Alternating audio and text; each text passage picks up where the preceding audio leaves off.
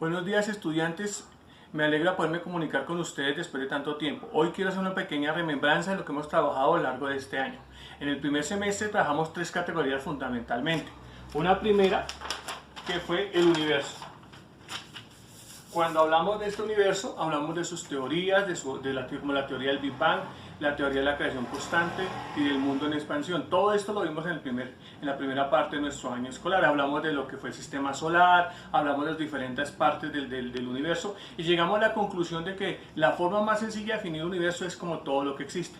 En un segundo momento nos centramos en lo que fue el hombre. Cuando hablamos de este hombre, empezamos a pensar en su evolución del hombre hasta llegar a lo que somos hoy en día. Ese hombre se viene de dos familias principalmente, la familia de los primates y la familia de los homínidos. En el caso de la familia de los primates corresponden los chimpancés, gorilas, monos, como yo les expliqué en clase. Y en la familia de los homínidos es la evolución de nuestros antepasados, desde el Australopithecus, que fue uno de los primeros, pasando por el Homo erectus, el Homo habilis, llegando al Homo sapiens o Cro-Magnon y terminando como el hombre Homo sapiens sapiens o hombre que piensa, que lleva a la evolución del hombre moderno, o sea, lo que somos nosotros. Y como tercer punto, trabajamos lo que fue Colombia. Cuando hablamos de Colombia, hablamos de sus relaciones con los otros países, de su ubicación y posición astronómica y geográfica, de sus regiones naturales y de toda esa riqueza que nos caracteriza y que hace que el pueblo colombiano sea tan especial, tanto en la riqueza de flora, fauna, sus mares y sus relaciones políticas con otros países conflictivos y con otros territorios donde tenemos problemas fronterizos. Estos tres temas fueron los que trabajamos en el primer semestre. Por eso la primera guía que hicimos comenzando este segundo semestre apuntó hasta retroalimentar estos aspectos y poder como llenar vacíos con unas pequeñas explicaciones que aparecían en la guía que ya trabajamos y que entregaron el pasado viernes. Ahora llega el momento de iniciar un nuevo camino, de comenzar unos nuevos temas y de ver un paso a paso sobre culturas nuevas. Los invito a que me acompañen a empezar esta nueva aventura.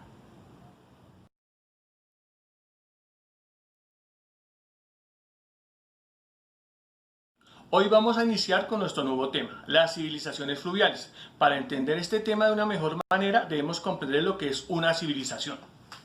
Cuando pensamos en la palabra civilización, estamos pensando en el conjunto de características propias de una sociedad humana, que son como que el idioma, su religión, su economía, su política, sus costumbres, su arte, todas esas características en común que hacen que ese pueblo se identifique y se crea que es uno solo.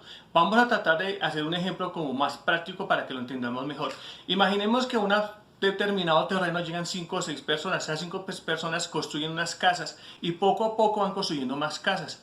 De pronto se hace la necesidad de que cultive la tierra, del que haga el pan, entonces va saliendo el panadero, el agricultor, de pronto ya hay una iglesia, entonces sale una religión, de pronto ya aparece el artista que quiere mostrar cómo se pinta, cómo se hace alguna clase de poema. Todas esas características fundamentales de cada uno van llevando a la construcción de lo que es una civilización. Esas civilizaciones han estado presentes en la historia del mundo a lo largo de toda su historia, pero en especial nos vamos a centrar en las civilizaciones fluviales.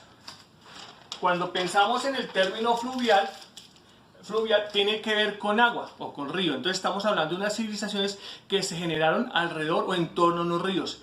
El ejemplo más grande que podemos tomar y el más cercano es el del río Magdalena. Si ustedes les preguntan a sus abuelos o sus papás, el río Magdalena era un foco de cultura. ¿Por qué? Porque la gente se empezó a sentar alrededor del río, en torno al río, porque el río que da transporte, da pesca, da comunicación, da el agua, elemento fundamental para vivir. Ese es un caso de Colombia particularmente. Ahora vamos a ver algunas culturas de otros continentes que nos van a permitir ver de una manera más grande lo que es la historia universal y a continuación vamos a hablar de cada una de ellas.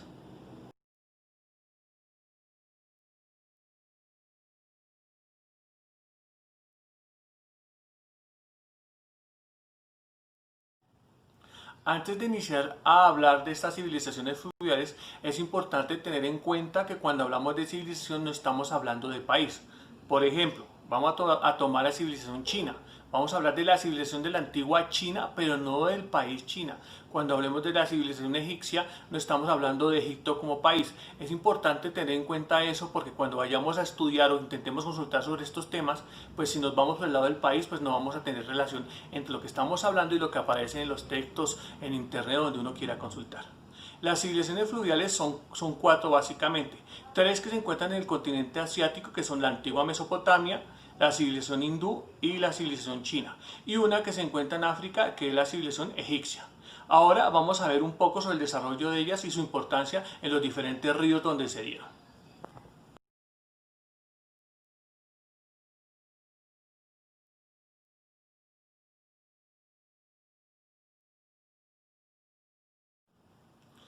Sí, nos estamos dando cuenta en el tema que estamos trabajando, los ríos son el factor determinante en el desarrollo de estas civilizaciones, ya que estas culturas fueron expertas y aprovecharon de la mejor manera para la agricultura, para generar canales de riego, para generar comunicación, para la pesca, inclusive para sacar elementos como piedra y grava para la construcción de las casas. Todo esto fue sacado de los ríos, entonces estas civilizaciones fluviales por eso toman gran importancia. En el caso de la civilización mesopotámica se ubica entre los ríos Tigris y Éufrates en Asia. La civilización hindú o de la India se desarrolla en torno al río Ganges y el río Indo. También hacen parte del continente asiático. La civilización china, también de la parte de la región asiática, se desarrolla en los ríos Azul y Amarillo. Y por último la civilización egipcia, que tiene su gran desarrollo en el río Nilo y que hace parte del continente africano.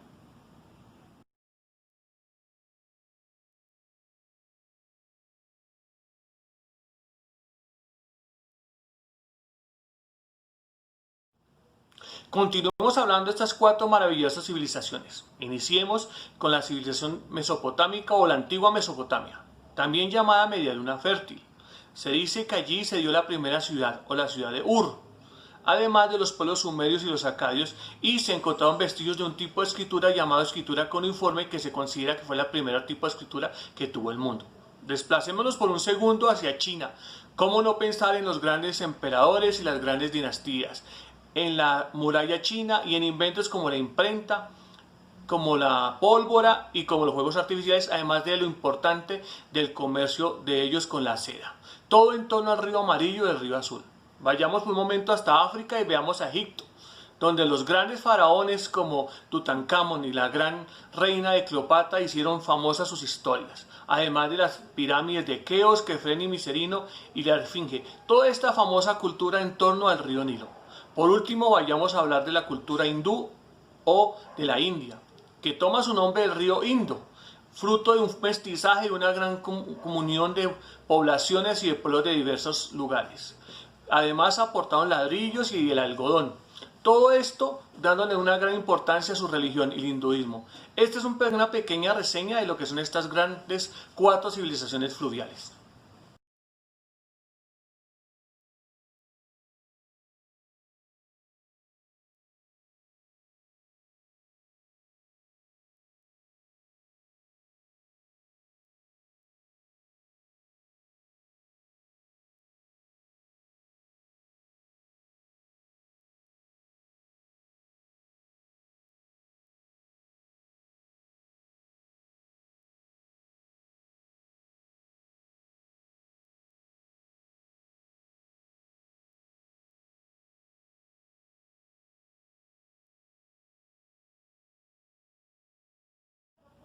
Bueno, mis niños y niñas de sexto, este ha sido un pequeño resumen de lo que es las civilizaciones fluviales. Recuerden que en la guía aparece otra parte de apoyo y algunas actividades para desarrollar.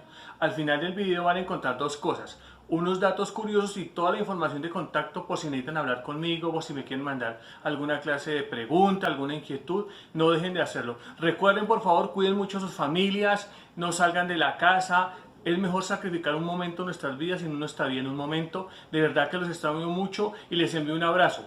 Los quiero mucho, mis niños.